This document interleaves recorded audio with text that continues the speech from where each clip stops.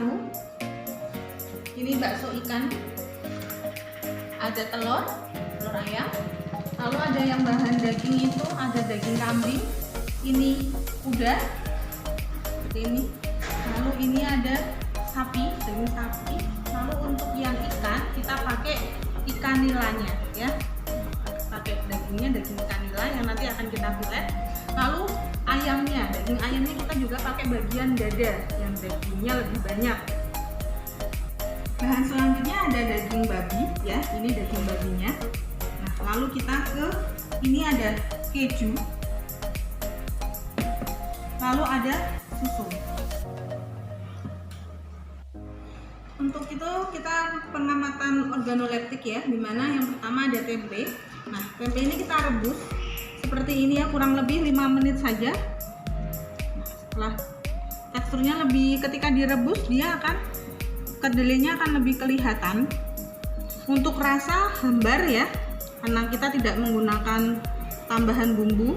Nah, untuk tahu ketika direbus ini teksturnya akan berbeda ketika yang mentah, jauh lebih kenyal tahu, lebih keras atau lebih kenyal.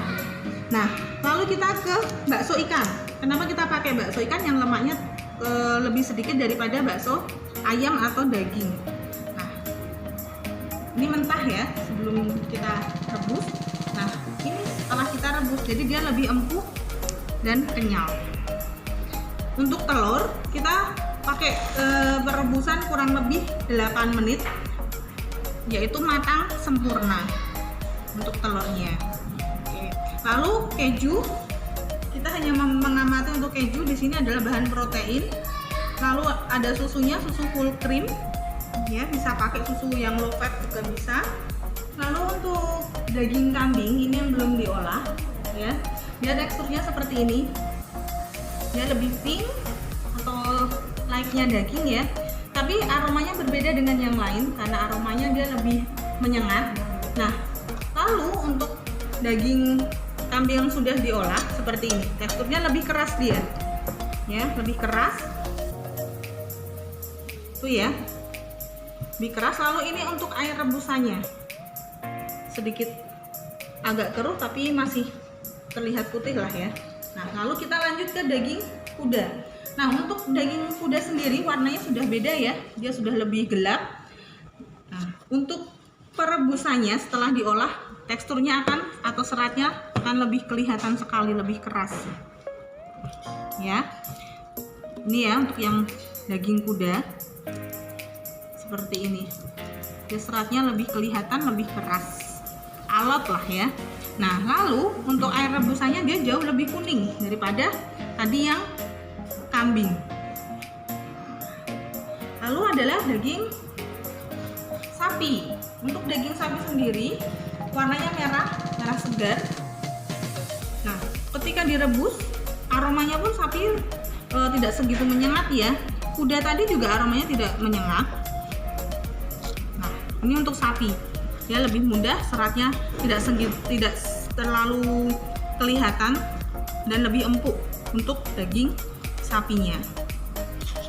Nah, untuk air rebusan dari sapi dia termasuk lebih jernih, tapi untuk kandungan minyaknya lebih banyak dibandingkan dengan tadi rebusan daging kuda dan daging kambing ya, lemaknya lebih banyak yang keluar. Ini untuk ikan, kita pakai ikan nila yang kita filet, lalu dagingnya kita rebus.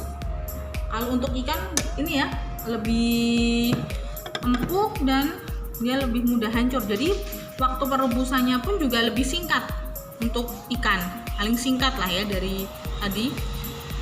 Untuk air rebusannya dia hanya berwarna putih, lemaknya tidak terlalu banyak, dia lebih putih, lebih bersih. Oke, lalu kita ke ayam. Untuk daging ayam sendiri yang kita pakai dada yang kita rebus. Kenapa dada? Karena dada ada kulit ayamnya tapi tidak segitu banyak daripada paha atau yang lainnya, bagian lainnya. Nah, ketika direbus teksturnya lebih empuk juga ya. Ini waktu perebusan kurang lebih 15 menit. Air rebusannya yang membedakan dia lebih berminyak atau berlemak seperti ini. dan agak sedikit keruh.